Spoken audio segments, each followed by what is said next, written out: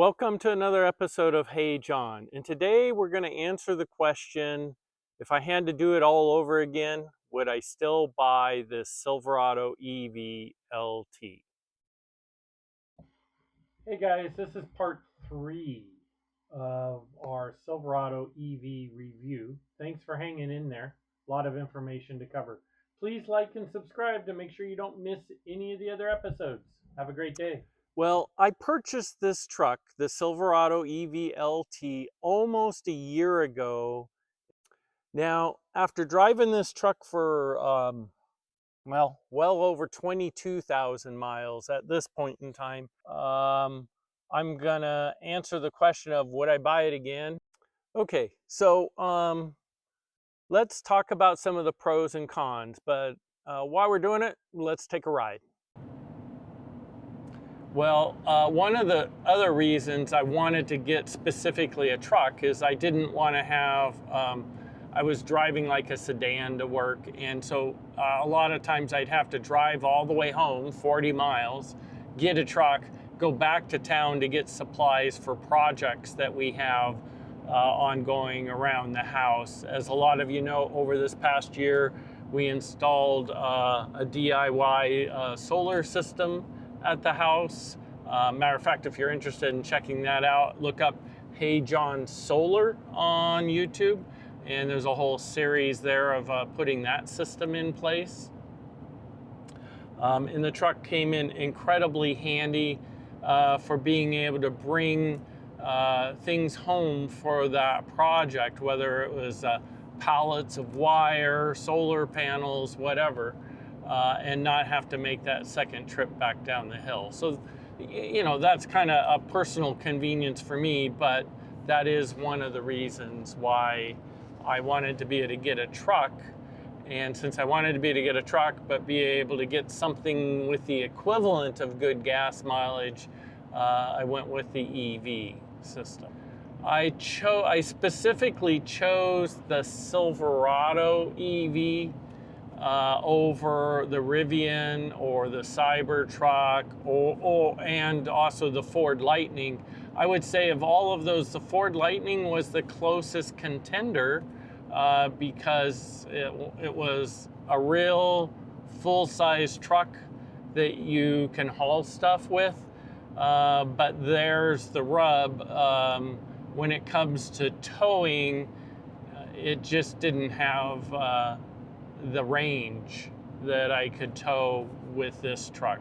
And hands down, the Silverado EV series, you can pick what size battery you want, and that really dictates the amount of range you got. Again, the Silverado EV LT that I have, which is not the premium, it's the base model, is rated at 421 miles per charge. Whenever I do charge to 100%, it's always giving me a number much higher than that at this point in time. But the range is just wonderful. Whenever we're on a road trip, we always have to stop before it needs to. If you're coming from a gas world where you have gas on every corner, yeah, we still don't have electricity on every corner. But with a little planning, and especially with the map system that they've provided inside here, you can pretty much pick an EV charging station that has restrooms, restaurants, whatever, so that you can make those stops all in the same place. Something that GM/Chevy certainly could improve upon is when they do have an error, it'll pop up here on the screen, but it's typically extremely cryptic, and it would be really good if at the very least you could then go into a screen and dig up more detail.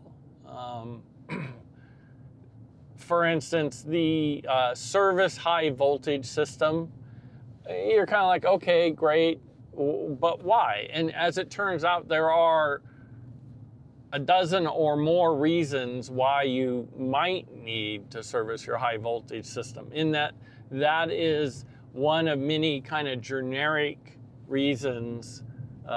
You know, it's basically the system has seen some sort of fault and it's wanting you to go get it addressed.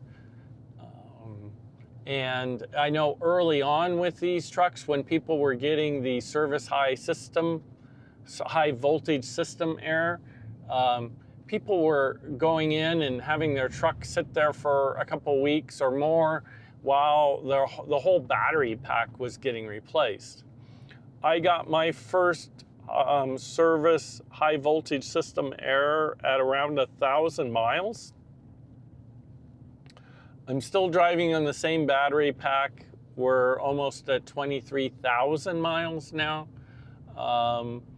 It obviously was some sort of communication error.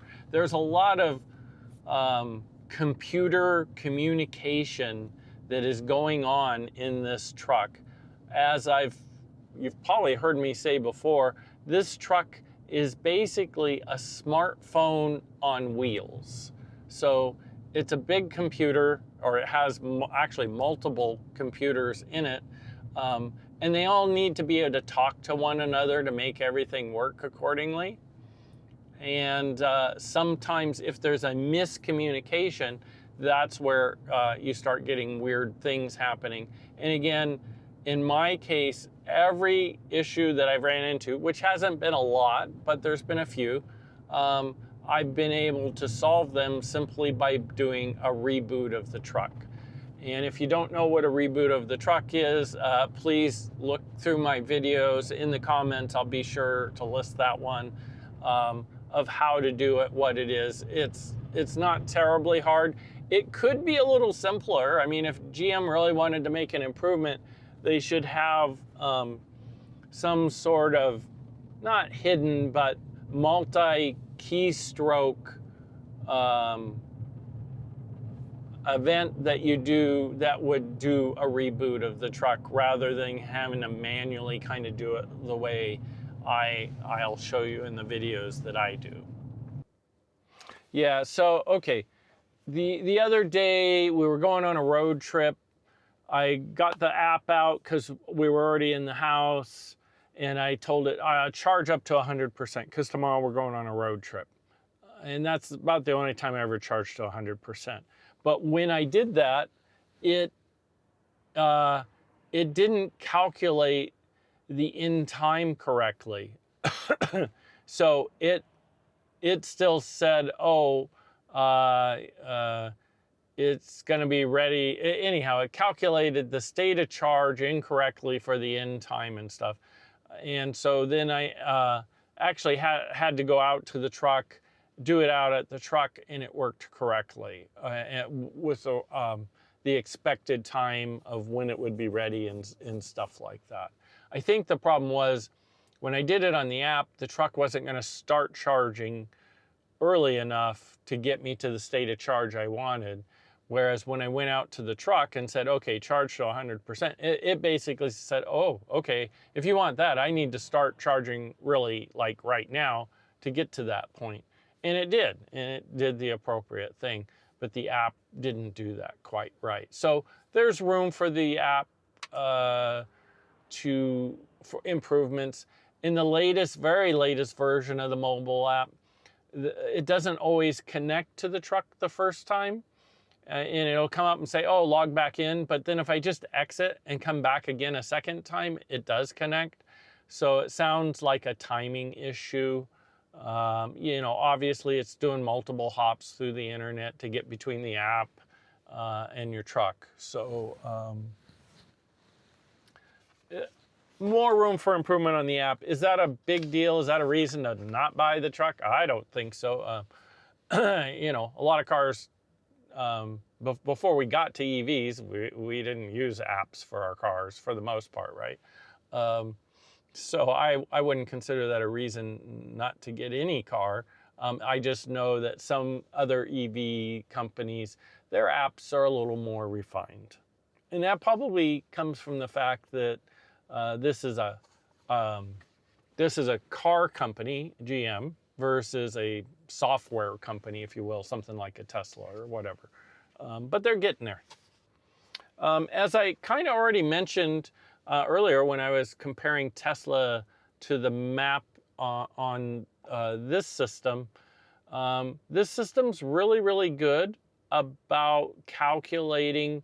If you put in your destination, it'll tell you where you need to make a stop.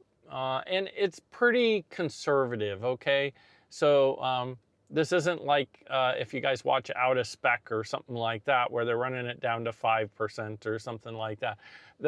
Usually this thing is somewhere between 25 and 30% state of charge. It'll be trying to find a place for you to pull in and charge. And that's what I normally do, right? I like to have that extra cushion in case you get to a charging station and heaven forbid it's out of order and stuff. And that does still happen, unfortunately. Not as much as it used to, but it does still happen. So you, again, it's really good at, you know, finding that sweet spot of, okay, and you can filter so that you're only charging at charge locations that are fast, true fast chargers. For this truck, I'm usually pointing it at, you know, 250 or higher type stations. You'll find even the 350s a lot of times don't actually charge at that for a number of reasons, and that's another whole episode to talk about why fast chargers don't always charge fast, but they charge faster than slow chargers, slow DC chargers. Okay, so and it's the nav is very good for that. It'll precondition the battery for you automatically, and you just roll in and plug in and start charging. I will say, as far as rolling in and just plugging in, if you go to an EV Go site and you've set things up ahead of time, you can just plug in and go. And hopefully Chevy will make more agreements with other places. I wish they would do that with Electrify America. I know Electrify America has done that with others, only because in my area of California, Electrify America has a lot of sites that I use, and I have to use the app to be well, you use an app or a credit card. I specifically use an app because I have a membership price with Electrify America to get a slightly better rate. Well, so to get back to the main question of the day, which was, you know, now that I've driven the truck for over almost 23,000 miles, I've owned it for almost a year, would I buy it again? Would I do the same thing again? And the answer is maybe. But it's not for the reason you think. Excuse me. The reason I say maybe is I am intrigued by the Chevy EV Trail Boss trim level. It looks cool, looks interesting, but quite honestly, if I went and got one, my wife would probably shoot me. No, not really, but yeah, she's like, you got your new truck, keep it. And in all honesty, I probably will keep this truck for an extended time period. I really like it. I really enjoy driving it. It does everything you expect a truck to do. It's comfortable to ride in. It'll haul stuff.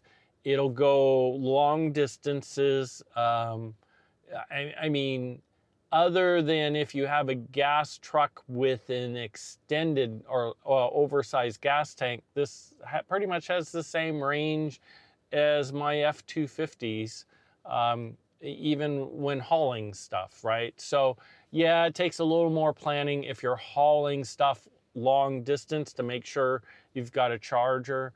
But I do a lot of up and down I-5 in Northern California, and there's literally a charger every 15 miles.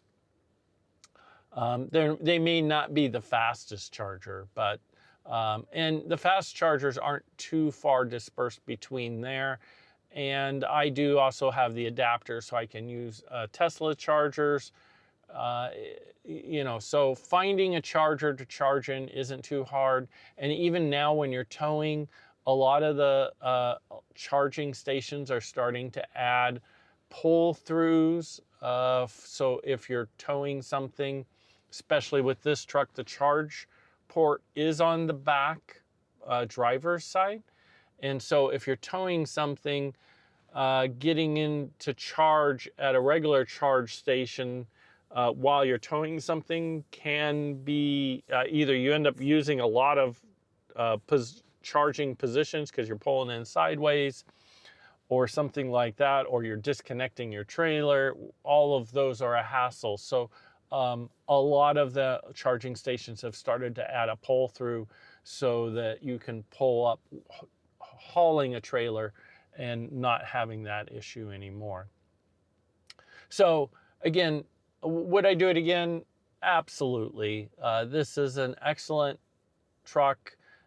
From a truck standpoint, it's an excellent EV from an EV standpoint. And I'll try to go back and edit this and show in some detail some things about the truck. But if you have any questions, if you've got specific questions, put them in the comments, write in the comments. I try to answer questions in the comments. You can also shoot an email to us if you want. I'll be glad to answer anything since I've been driving this truck for a year now. And if you have questions, ask. Otherwise, please like and subscribe if this was at all useful. I know in some places I've rambled, so I'll try to cut that down a little bit when I edit it, hopefully. Anyhow, have a great day. Talk to you later. Bye-bye.